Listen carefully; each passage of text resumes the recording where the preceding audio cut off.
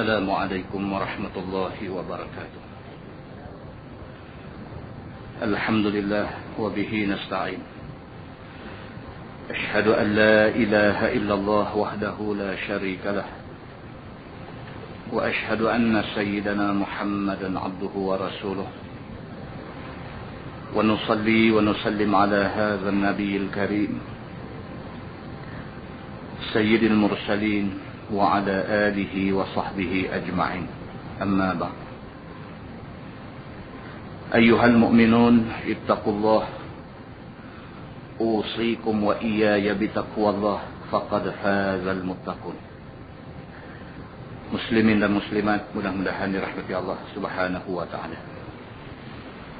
Di dalam sebuah hadis lain riwayat daripada Ummul Mukminin Ummi Salamah radhiyallahu anha, anna an-nabiy sallallahu alaihi wasallam kana idza kharaja min baitihi qala bismillah tawakkaltu 'ala Allah, Allahumma inni a'udzu bika an adilla aw udalla aw azilla aw uzalla aw azlima aw uzlama aw ajhala aw yujhala alayya, atau kama qala. Hadis sahih riwayat Imam At-Tirmidzi.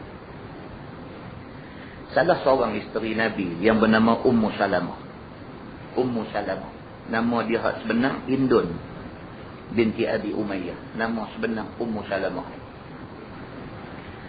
Ummu Salamah isteri Nabi radhiyallahu anha, dia kata anna Nabi sallallahu alaihi wasallam kana idza kharaja min baiti, Nabi sallallahu alaihi wasallam bila keluar aja daripada rumah, Nabi akan baca doa. Nabi kata bismillah tawakkaltu 'ala Allah. Nabi langkah aja kaki keluar daripada rumah, dia baca doa. Doa Nabi kata bismillah, dengan nama Allah. Tawakkaltu 'ala Allah, aku bertawakal pada Allah. Tuan-tuan, kita langkah kaki keluar aja 1001 benda boleh jadi. Kita langkah aja kaki keluar daripada rumah, 1001 benda boleh jadi. Tak minta, tapi apa pun boleh jadi.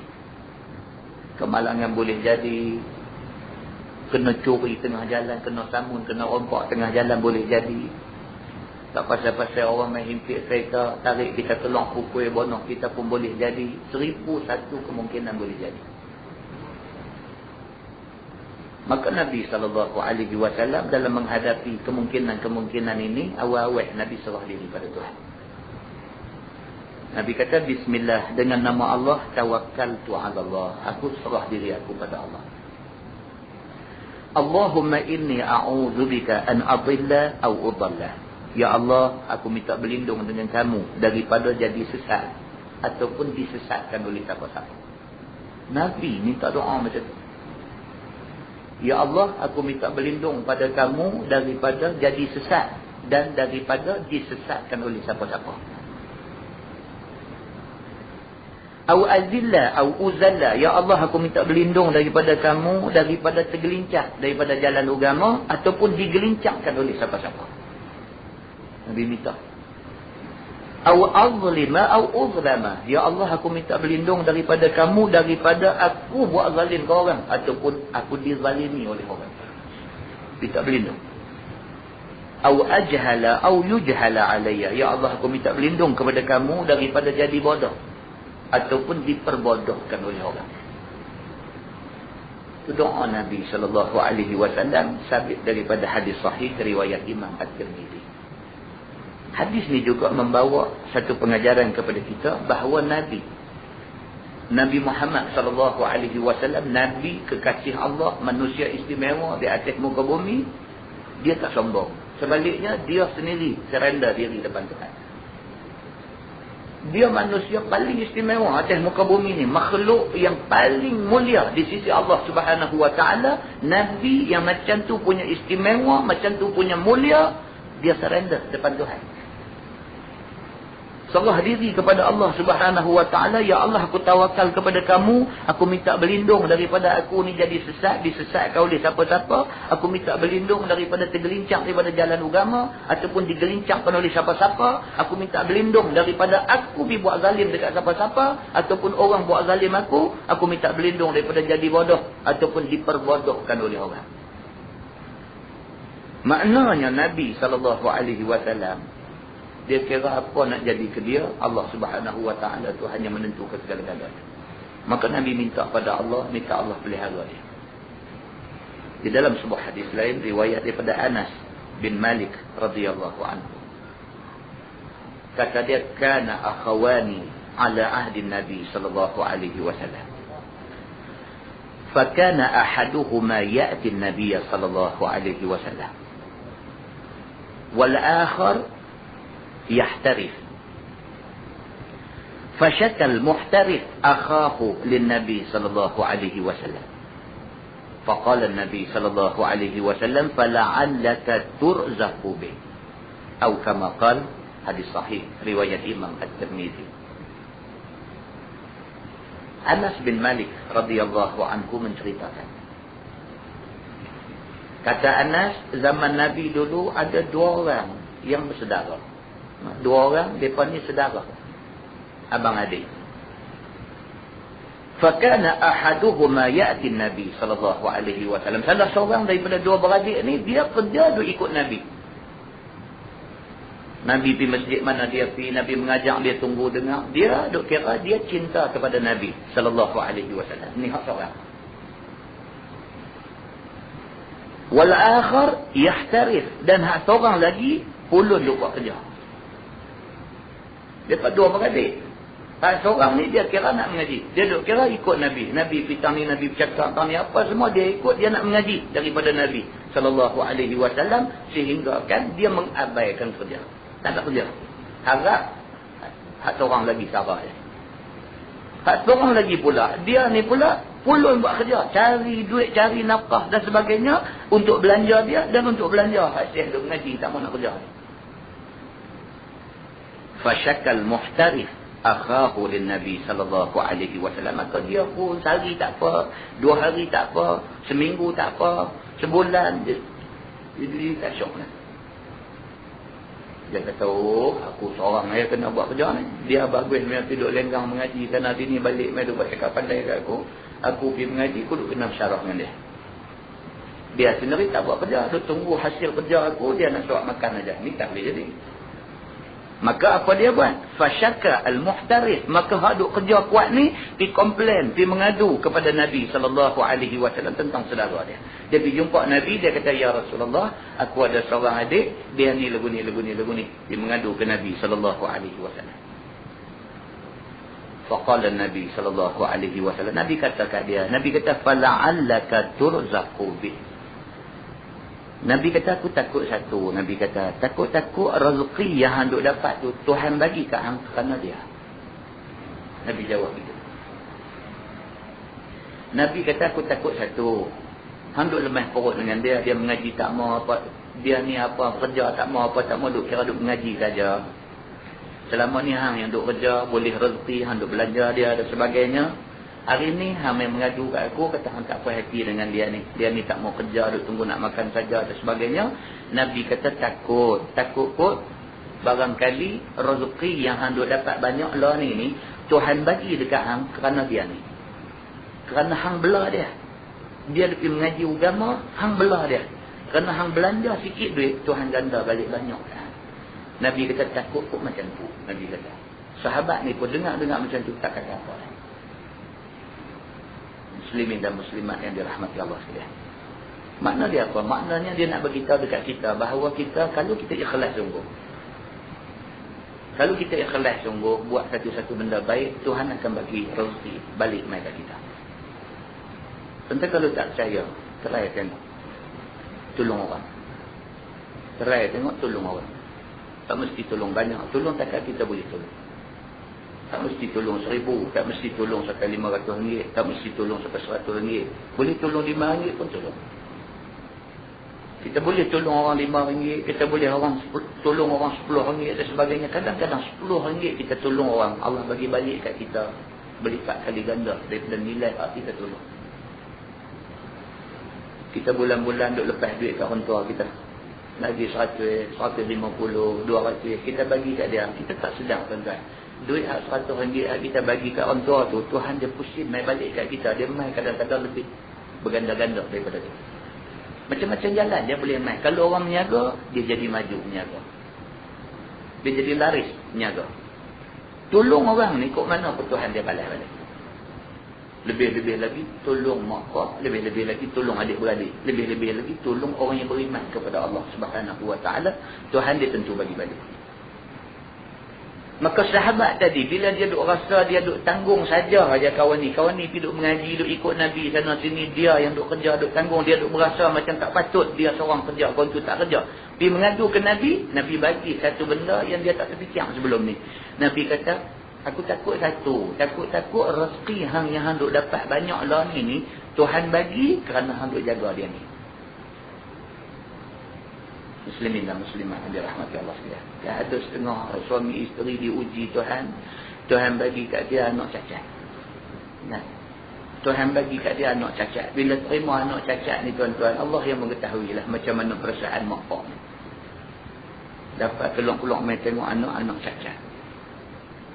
Apa benda yang main dalam kepala, dalam pemikiran, dalam hati mak pak yang dapat anak cacat ni hanya Allah yang mengetahui. Bukan dia nak marah Tuhan, bukan dia tak puas hati dapat anak tu, tapi yang lebih berat daripada tu, dia fikir masa depan anak tu. Anak kita ni orang tua. Hukum adatnya tua mati dulu. Hukum adatnya begitu. Jadi dia duk fikir esok dia mati, esok bini dia mati, ni anak ni siapa nak belah?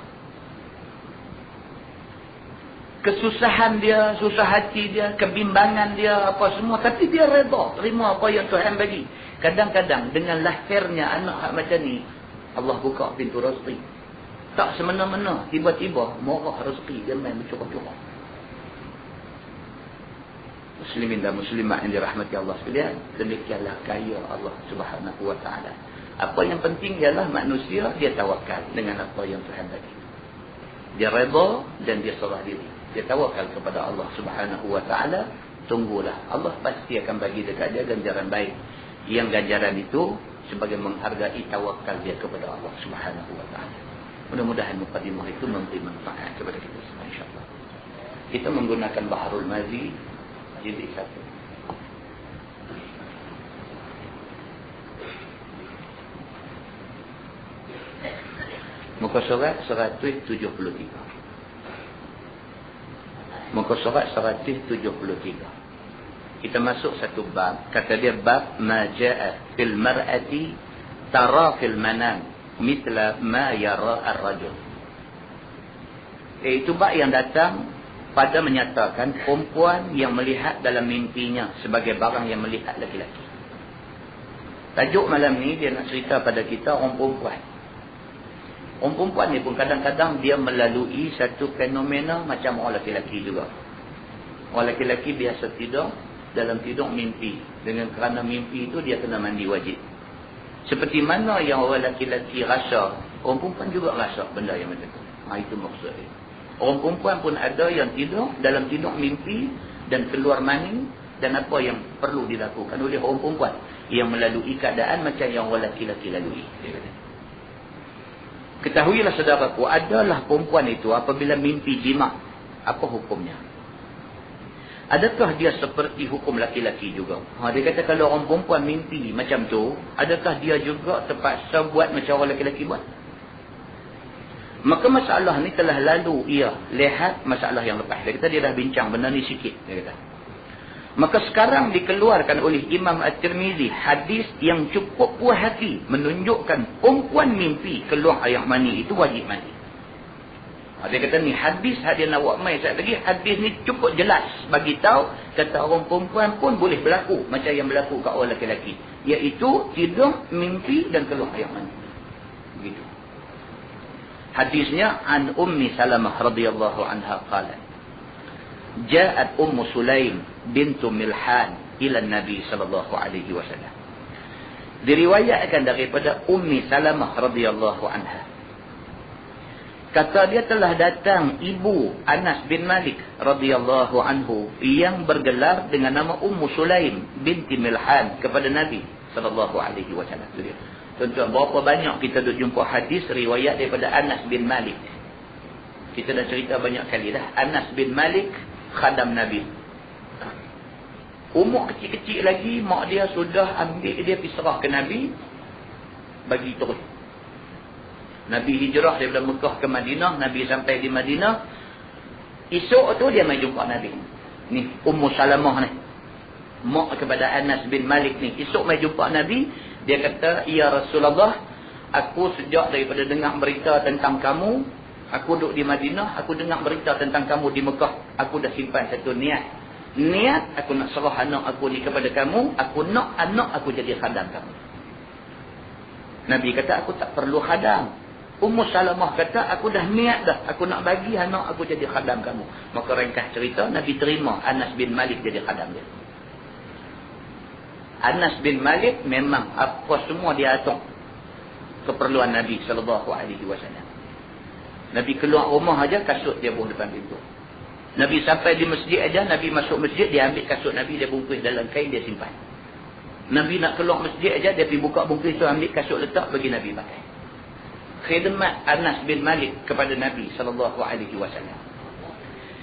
Maka hadis ni dia cerita tentang mak kepada Anas bin Malik yang dipanggil dengan nama Ummu Salamah, ataupun dia ni dipanggil Ummu Sulaim binti Milhan. Dia pergi jumpa Nabi, dia tanya Nabi SAW tentang hukum perempuan mimpi jima. Dia pergi tanya Nabi tentang benda ni. Faqala ya Rasulullah, inna Allah la yastahi minal haq. Maka kata dia, ya Rasulullah, bahawasanya Allah Ta'ala tidak malu dia daripada menerangkan benda yang hak.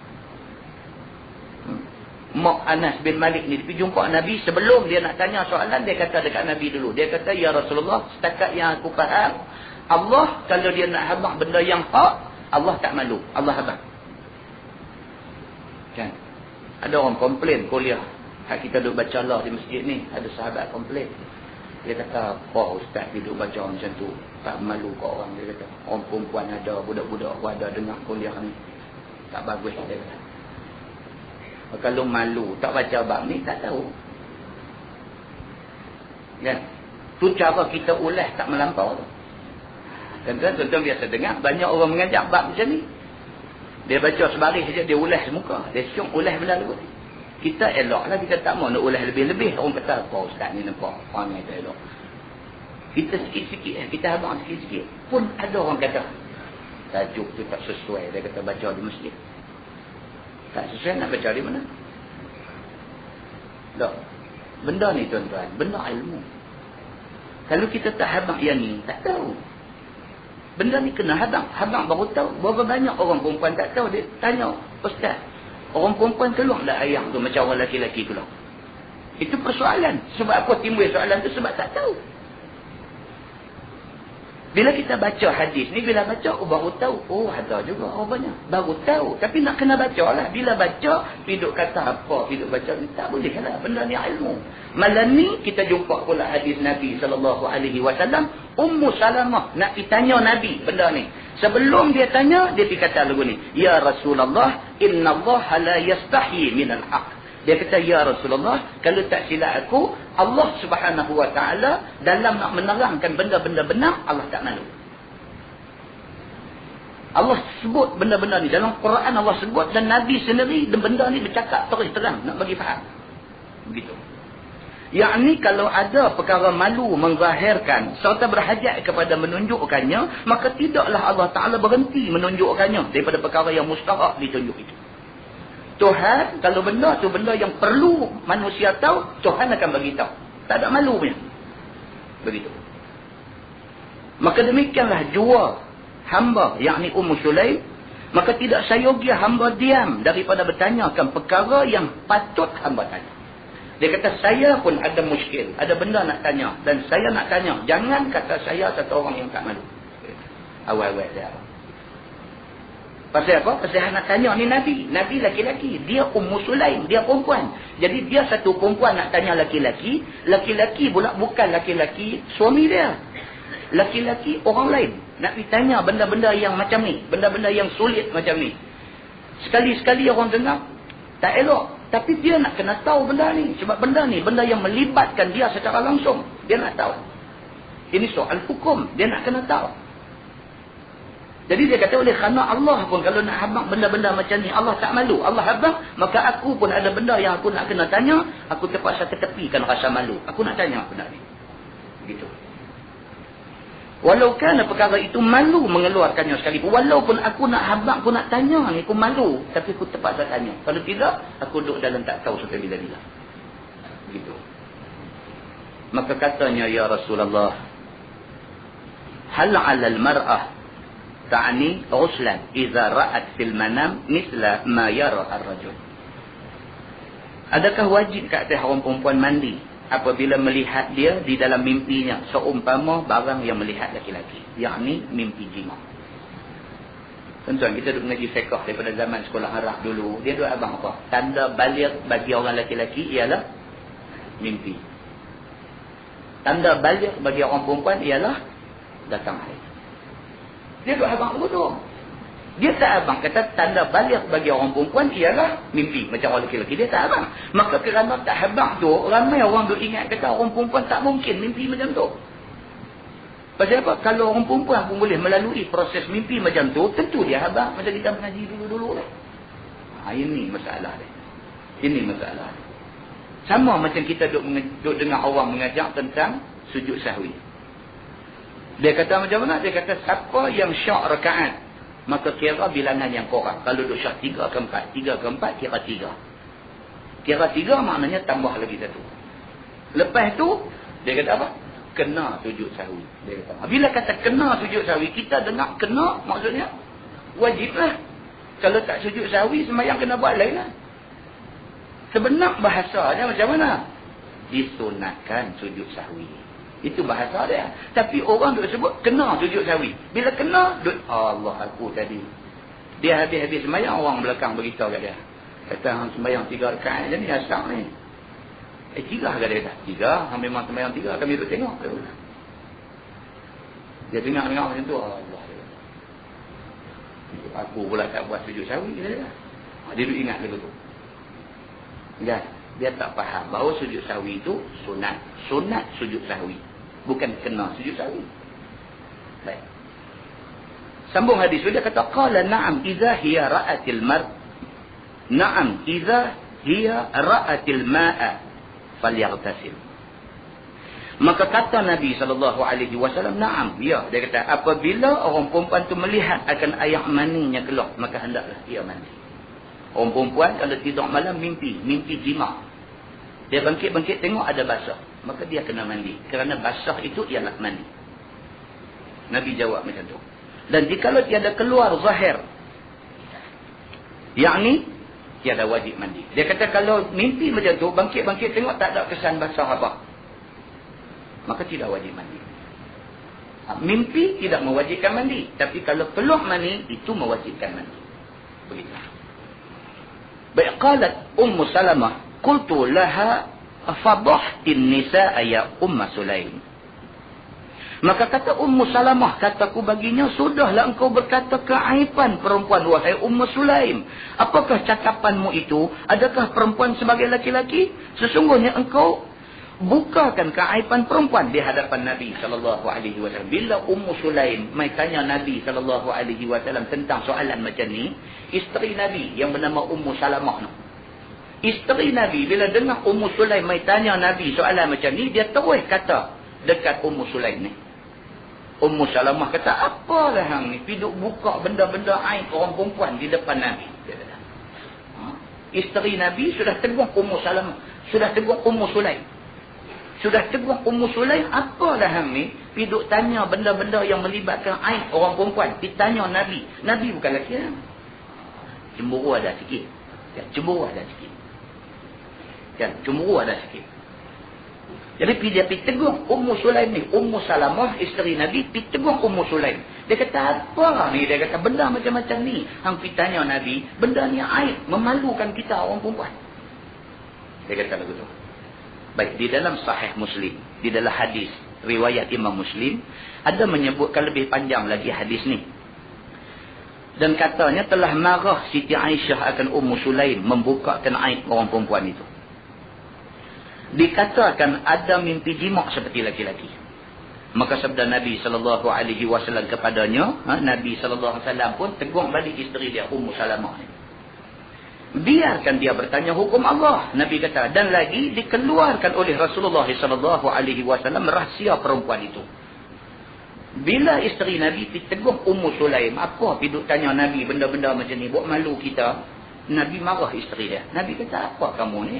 Orang nak tanya tentang hukum Allah, yang kamu piduk larang pasal apa? Nabi kata, Nabi tegur isteri dia. Lepas tu Nabi cakap pula, Nabi kata, adakah anak menyerupai, yakni mirip mak dia, jika tiada daripada perempuan itu lebih keinginan daripada laki-laki?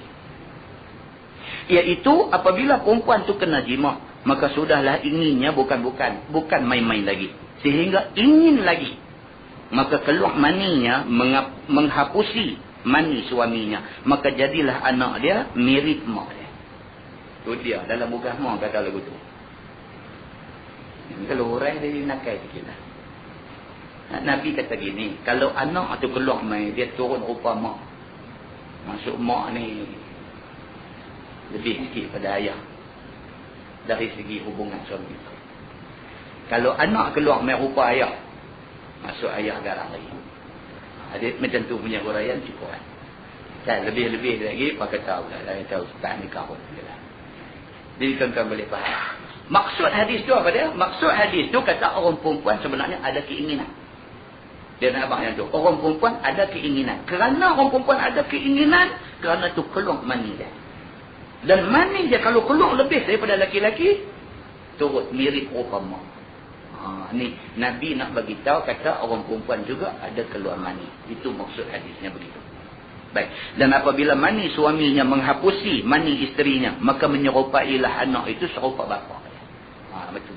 Macam tu maksudnya. Dan kata Tirmizi, bermula hadis Ummi Salamah itu ialah hadis yang hasan lagi sahih. Masalah mimpi perempuan berjunuk apa hukumnya? Kata Imam At-Tirmizi, dan sebagai hadis dalam masalah itu adalah perkataan sekalian fuqaha, bahawasanya perempuan apabila melihat ia dalam mimpinya akan seumpama melihat laki-laki, yakni berjunuk ia dengan kerana mimpi, kemudian keluar maninya, maka wajib atasnya mandi. Dengan dialah perkataan Sufyan Ats-Tsauri dan perkataan Imam Asy-Syafi'i. Jadi sabit, macam yang dia bincang tadi. Tonton tengok bawah. Mandi junub dan yang mewajib junub, yang tu pun ulangan.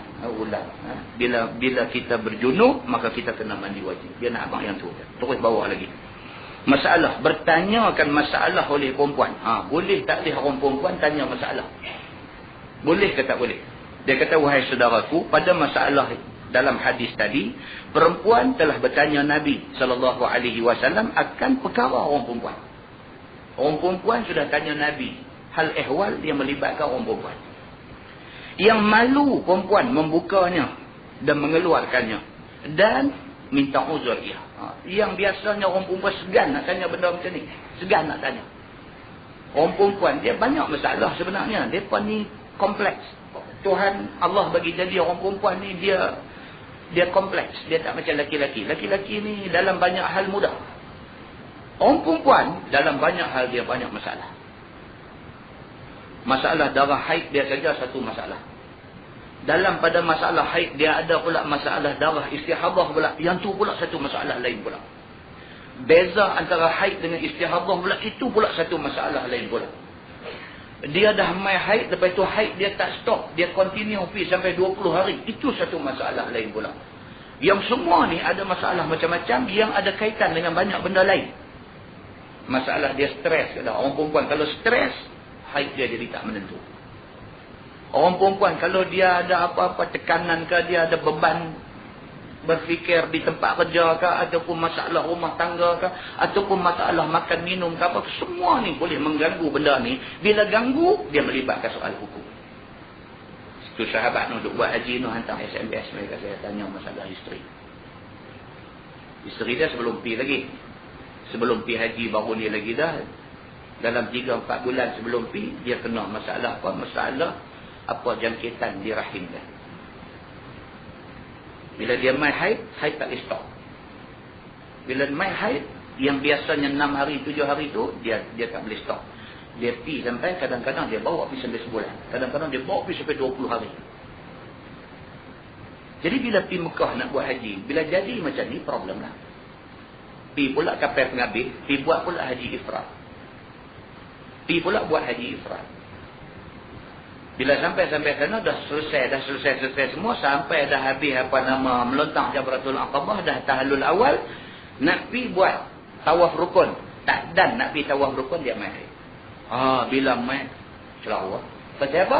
Pasal satu-satunya benda dalam ibadat haji yang menuntut kita mesti ada yang semayang ialah tawaf. Tawaf rukun tak dan buat lagi, dia dah mai. Dia mai pula, dia masalah, dia nak drag masa. Dia nak pergi sampai 20 hari. Kacau. Ni, pasal mereka dah nak kena pergi Madinah dah. Dia mai kapal penghabis, turun Mekah. Lepas tu dia nak kena pergi Madinah. Ni macam mana cerita? Dua SMS mai daripada sana. Tanya macam mana nak selesai masalah ni. Nampak tu tak? Ni benar ni. Kalau benda ni kita mengaji awal di sini, okey. Bila jadi, kita tahu macam mana cara nak selesai masalah-masalah yang macam-macam ni. Ini ceritanya tuan-tuan. Baik, dia katanya innallaha la yastahi minal haq. Maksudnya bahawasanya Allah Taala tidak malu daripada menerangkan perkara yang benar.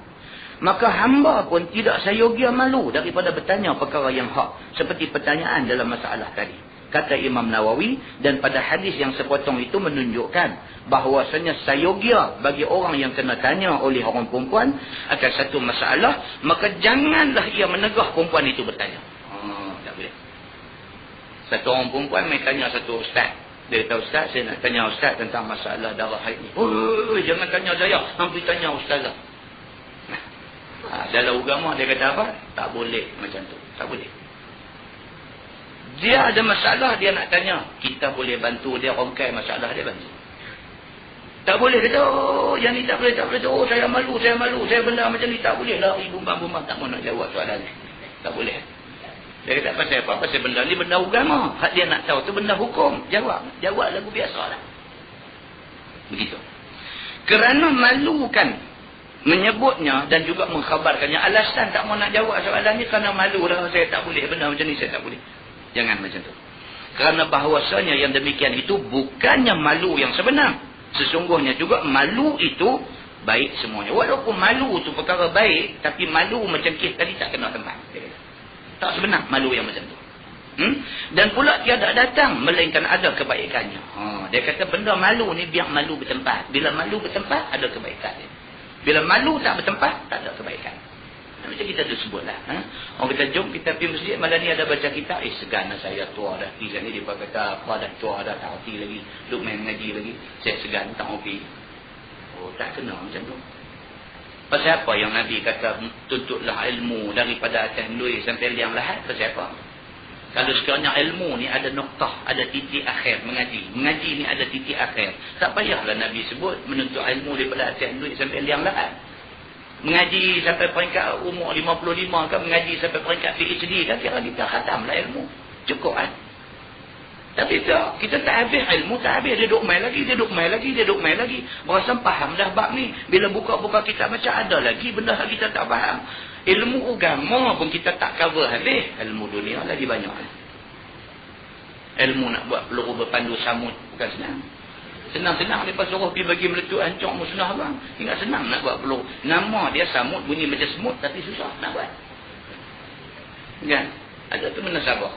Kita susah payah belanja habis-habisan, panggil jurutera kita semua, perah kepala otak sampai kering, nak menghasilkan satu peluru yang macam tu punya hebat, sesuai dengan suruhan agama. Agama kata, wa'iddu lahum mastata'tum min quwwah, maka siap sedialah kamu, sedaya upaya kamu daripada kekuatan. Kita pun panggil jurutera Islam kita, bincang macam mana nak buat benda-benda yang boleh menimbulkan gerun pada musuh. Turhibu nabihi aduwallahi wa aduwakum. Tujuan kita buat peluru-peluru ni semua supaya musuh rasa gerun dengan kita. Kita buat selaras dengan kehendak Allah. Dia senang-senang minta main nak masuk rumah tangga kita, nak siasat rumah tangga kita. Dia siapa? Kalau kita minta nak pergi masuk siasat Amerika macam mana? Dia kata, siapa nak main masuk siasat negeri aku? Yang dia minta nak main siasat negeri kita boleh. Yang kita nak pergi siasat negeri dia tak boleh. Ni undang-undang mana dia pakai? Tak puas hati. Dia tak lewat apa. Sebab pasal negara Islam. Tak ada kekuatan yang boleh menimbulkan gerun musuh. Tak ada kekuatan. Malaysia cadangkan suruh buat satu mesyuarat lagi. Mesyuarat sampingan. Sambil-sambil mesyuarat 6, kita buat mesyuarat 7. Satu lagi. Kan? Kita nak bincang macam mana cara kita ni negara OIC yang kebetulan juga jadi negara yang menganggotai NAM. Kita ambil sempena kita dah mai duduk satu tempat ni, buat satu mesyuarat lagi. Buat satu keputusan, buat satu resolusi, bagi tahu dekat Amerika, kita tak setuju berlaku serangan ni. Yang tak setuju siapa? Negara Islam juga, Qatar, tak setuju. Apa nak buat? Sudahlah lemah dari segi serba-serbi. Kelengkapan tentera apa semua lemah. Kesepakatan pun tak ada.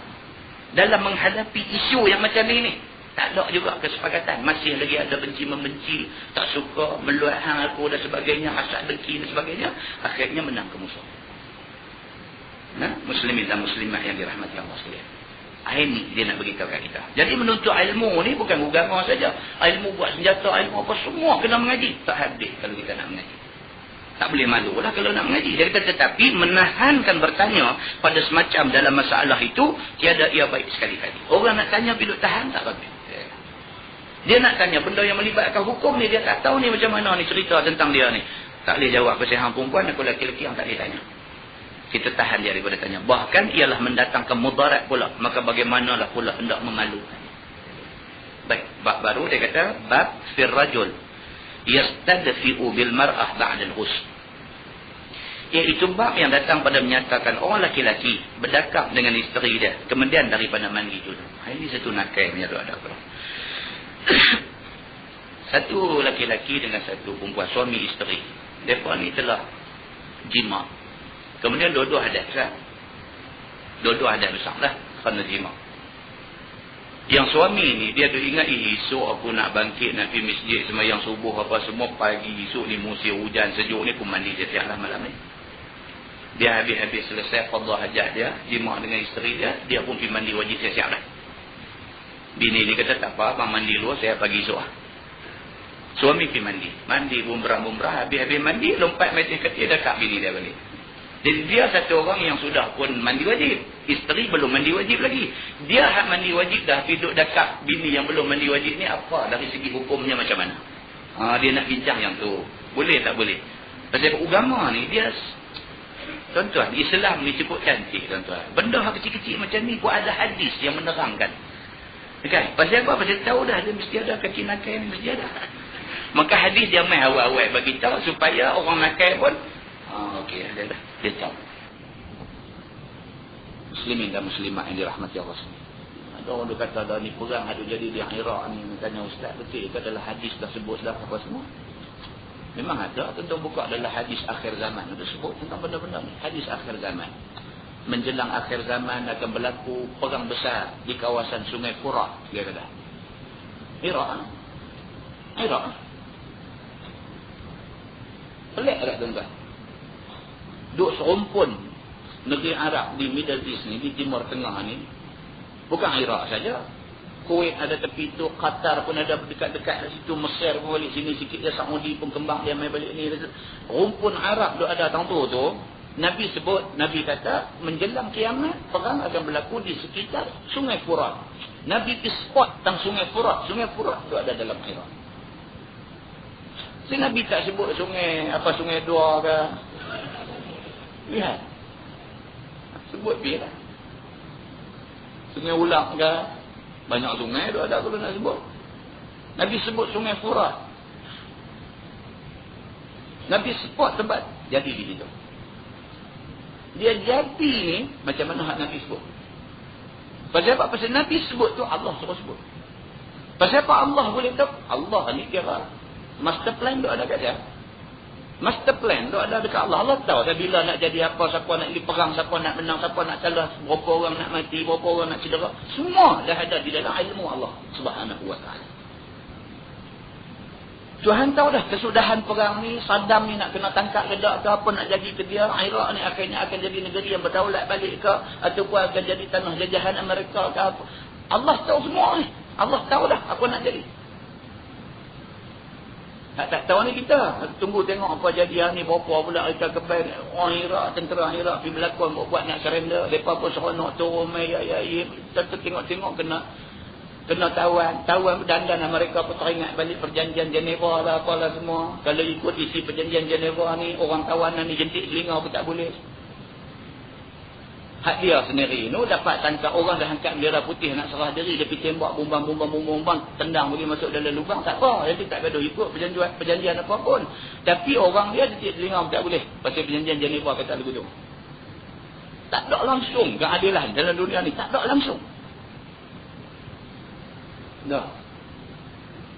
Tu sahabat saya kata kalau TV harga 5 kupang, dia terajang 15 kali sehari. Dia kata, hati-hati dengar berita-berita ni. Dia kata kalau harga 5 kupang, sehari 15 kali terajang. Tak adil. Kita nak teriak, kita rasa nak kaya, rasa nak menjerit. Ni apa ni? Terlampau sangat ketidakadilan ni, terlampau sangat. Tak ada pasal yang api duk masuk negeri orang nak arah pemimpin ni turun orang ni apa. Rakyat sendiri tak kata apa. Yang api duk masuk cakap pasal apa. Hak tu pun cukup dah. Pergi tuduh kawan ni ada senjata biologikal, ada senjata kimia lah. Hantar orang pergi periksa kawan tu masuk negeri orang, buat lagu negeri dia, lagu pak dia tinggal kat dia negeri tu dan sebagainya. Cari selongkang bewah kaki apa semua, cek semua tak ada. Tak ada dia kata ada juga nak serang juga. Kalau 5 kupang, 15 kali sehari terajang. Tapi lagu tu orang kita boleh buat apa kan? Lagu tu doa. Doa silahul mu'min. Senjata orang yang beriman doa. Tuan satu dunia doa kat tangan doa takkan Tuhan tak dengar. Dan dia bagi bantuan tapi dia main sikit. Muslimin dan muslimat yang dirahmati Allah sekalian. Baca bab haid pun dia lepas hati sampai air. Masalah.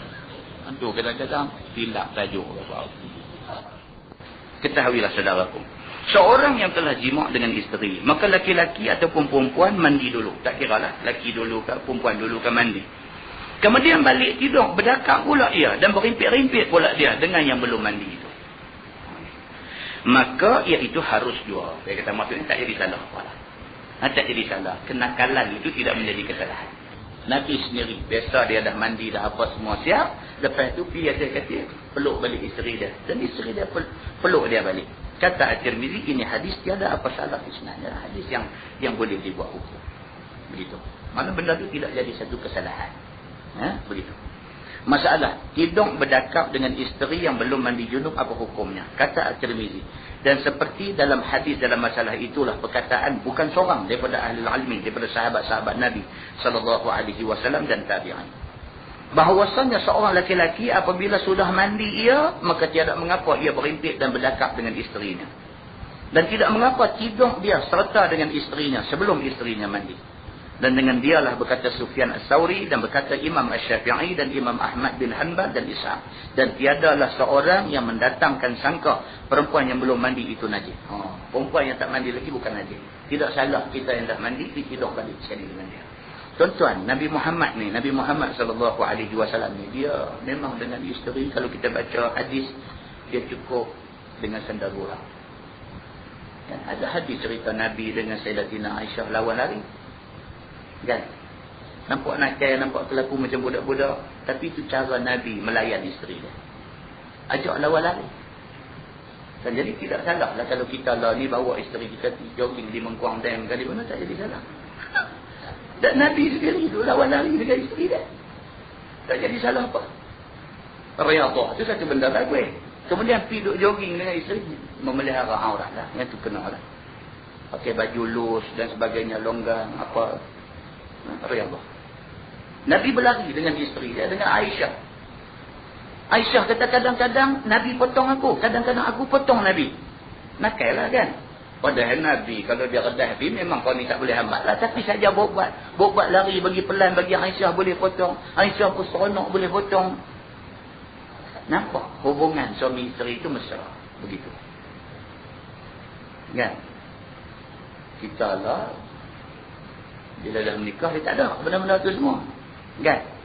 Pergi supermarket, jalan-jalan, orang perempuan nampak kain Ella apa akan nak pergi beli, dia pegang tangan kita tu, rotak tu. Orang perempuan pegang tangan kita, dia nak tarik, jom pizza, dia nak beli kain Ella, pegang tangan, rentak tarik. Dengan muka pucat semua juga. Apa? Isteri dia pun terkejut dia ni. Apa ni dia kata? Dia kata kat bini dah apa? Dia pegang-pegang, mana kau orang? Nah, kan? Tak mesra kan? Mesra tu tak ada. Tak boleh lah kan? Orang perempuan dia suka Dia suka. Kalau sekiranya suaminya tunjuk, suami nak belai dia suka. Kan? Pegang tangan sikit rentak. Kan? Tak boleh macam tu. Nabi SAW dia buat. Dia buat macam tu. Baik. Bab dia kata at-tayammumi lil junubi idza lam yajidil ma. Itu bab pada menyatakan tayammum bagi orang yang berjunub apabila tidak ada air. Ni dia dah berjunub, dia dalam keadaan berjanabah, kan? Bangkit pagi esok nak mandi wajib, buka pancung bunyi air tak ada. Astagfirullahalazim, kata ponggah lagi tak ada orang. Kan? Nak kena pergi kerja pagi ni. Dia kerja apa kan tak mayang subuh kan tak apa. Dia kata jadi berapa gajah ada orang. Dia tak tahu. Kata Islam ambil kira soal kegagalan PBA menyediakan air ni. Islam ambil kira soalnya.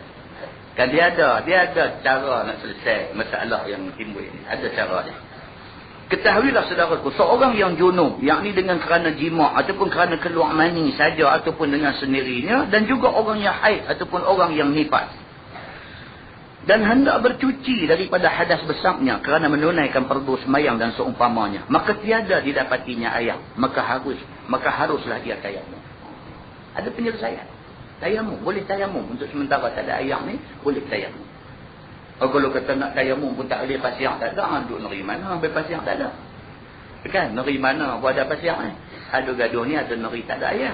Pasir neri mana pun ada. Jadi kalau sekiranya air tak ada, sebagai ganti dia debu tanah ni guna untuk tayamum. Begitu.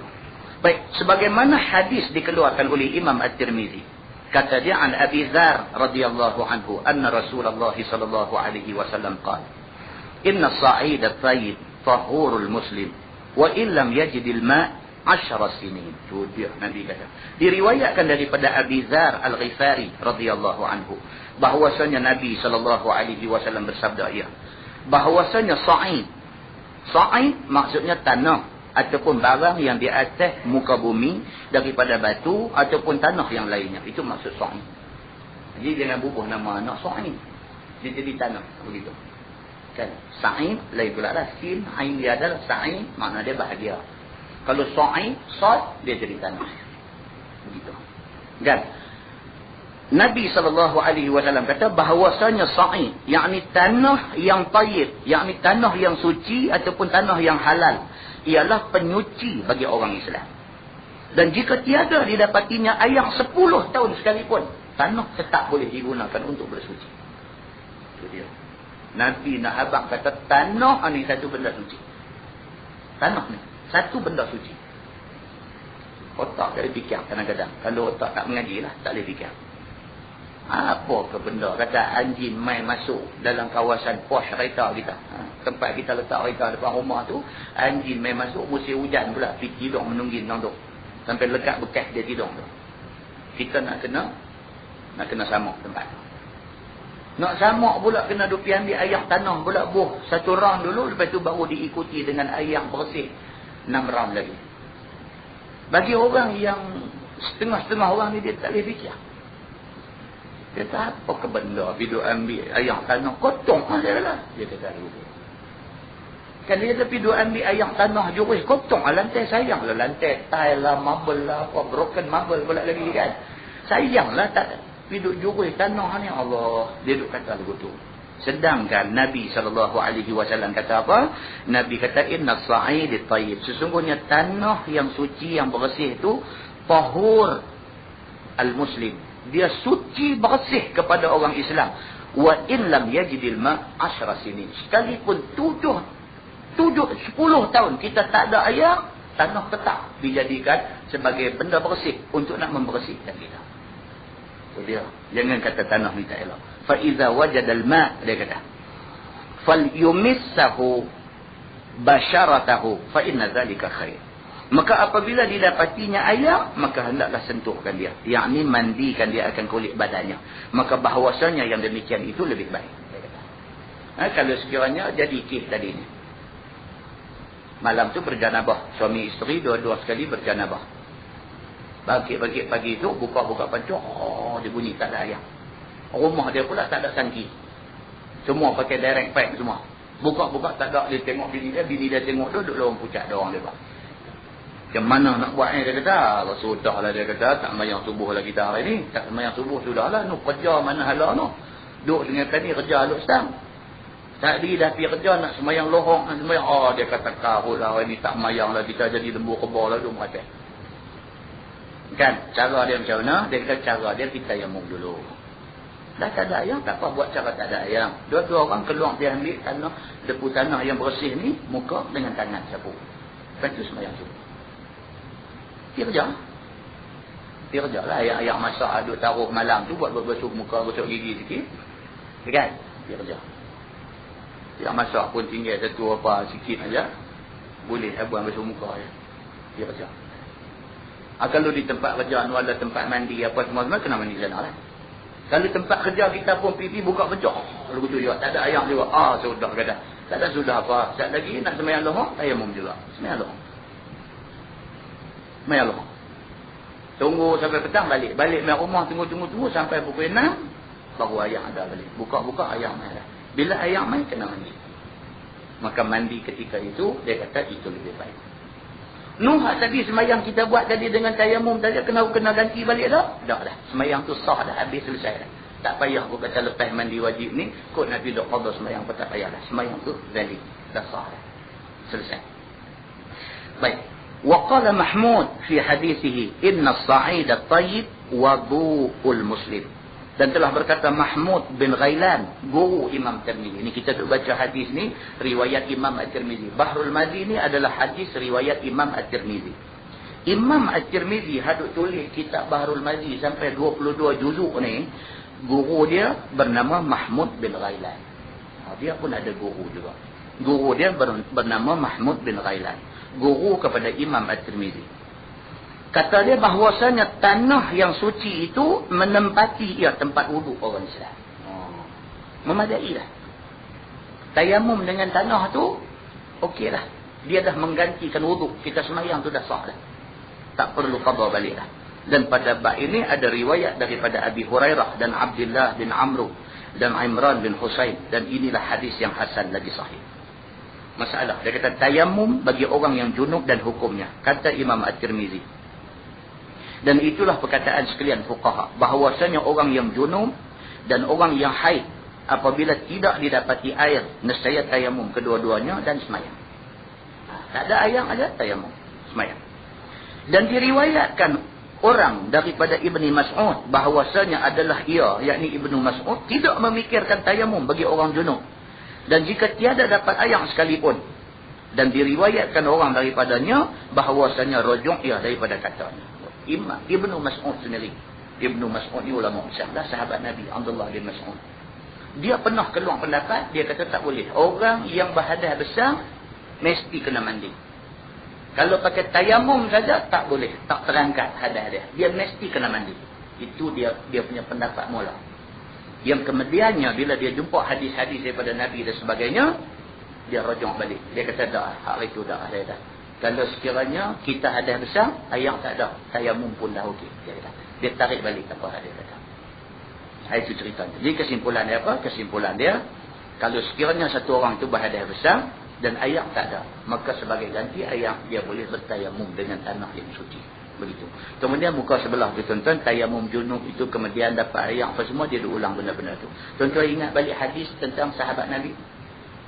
Sahabat Nabi 2 orang musafir tengah padang pasir, ditakdirkan Allah pula dua-dua orang mimpi. Dua-dua orang mimpi. Bila dah mimpi, macam mana nak buat tengah padang pasir dengan ayam tak ada. Jadi hang tengok aku tengok hang tanya nak selesai masalah ni macam mana, lebu mana apa semua. Dua-dua sahabat ni ijtihad masing-masing. Hak seorang tu dia kata aku tayamum lah. Dia bakit-bakit pagi nak sembahyang subuh, dia kata aku tayamum. Tayamum maksudnya dia buh tangan dia di debu tanah padang pasir tu, sapu muka, lepas tu sapu tangan kanan, lepas tu sapu tangan kiri. Dia pun sembahyang subuh. Kawan hak seorang lagi pula dia kata tayamum ke mana? Dia kata kalau setakat nak sembahyang saja boleh tayamum. Kita ni hadas besar. Hadas besar ni dia hanya boleh diangkat dengan mandi wajib. Dia kata. Dia pun stand masuk dalam pasir tu, dia rolling diri dalam padang pasir tu sebagai ganti kepada mandi wajib. Ini hadis riwayat Bukhari. Dia rolling. Habis dia pun pergi semayang lain. Balik jumpa Nabi SAW. Dua-dua orang pergi menghadap Nabi. Ya Rasulullah, kata, masalah kami ni tengah duduk di tengah padang pasir tu, tengah duduk kemah tengah padang pasir, bagus punya mimpi dua-dua orang. Jadi dia ni kata, saya selesai masalah saya dengan tayamum. Dia ni pula kata, tapi saya tak perhati. Saya rasa hadas besar tak selesai dengan tayamum muka dengan tangan. Melainkan debu kena, mesti kena seluruh tubuh badan. Maka saya guling dalam debu. Nabi senyum. Nabi tak kata apa punya pahala tu buat dia. Nabi tak kata. Nabi satu orang yang bahasa cukup cantik. Tak cakap benda-benda tak elok. Nabi senyum aja. Nabi senyum. Nabi kata kat kawan hak tayamum ni, Nabi kata bagi kamu 2 pahala. Nabi kata. Nabi tengok kawan hak rolling dalam debu ni, Nabi kata bagi kamu 1 pahala. Pasal apa? Pasal ijtihad. Kamu hak tayamum pun berdasarkan ijtihad, dan ijtihad kamu betul, kamu dapat 2 pahala. Dia ni pun dia pergi rolling dalam debu pun berdasarkan ijtihad juga, dan ijtihad dia tak tepat. Karena tak tepat, 1 pahala dapat. Cuma lain kali jangan buat begitulah.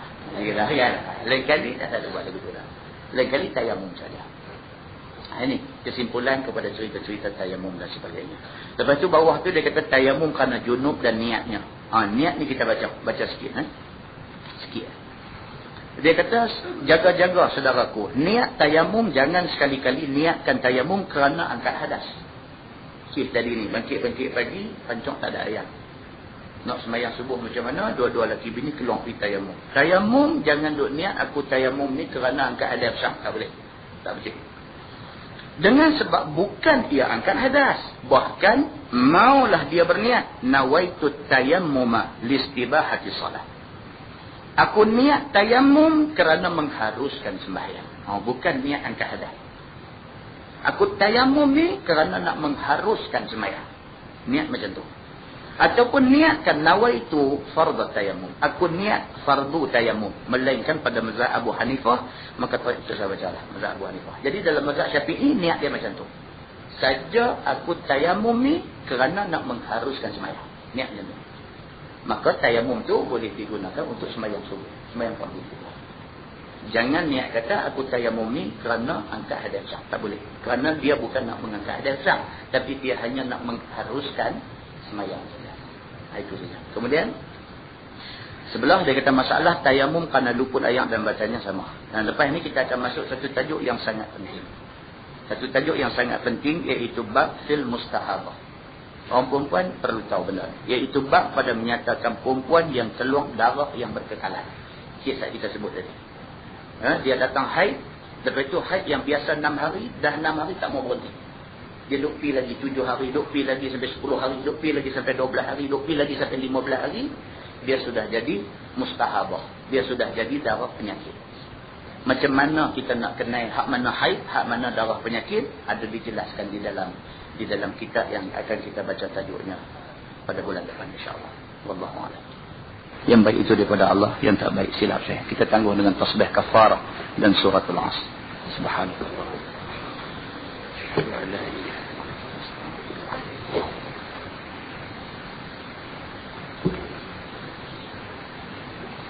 اللهم صل على محمد في الأولين والآخرين وسلم ورضي الله تبارك وتعالى عن سادتنا أصحاب سيدنا رسول الله أجمعين. بسم الله الرحمن الرحيم. الحمد لله رب العالمين حمدا يوافي نعمه ويكافئ مزيده. يا ربنا لك الحمد كما ينبغي لجلال وجهك الكريم وعظيم سلطانك. رضينا بالله ربا وبالإسلام دينا وبمحمد نبيا ورسولا. اللهم افتح علينا فتوح العارفين وارزقنا فهم النبيين بجاه خاتم المرسلين. اللهم فقهنا في الدين وعلمنا التأويل واهدنا صراطك المستقيم. اللهم أرنا الحق حقا وارزقنا اتباعه وأرنا الباطل باطلا وارزقنا اجتنابه. اللهم اجعل جمعنا جمعا مرحوما وتفرقنا من بعده تفرقا معصوما. وصلى الله على محمد وعلى آله وصحبه وسلم والحمد لله رب العالمين.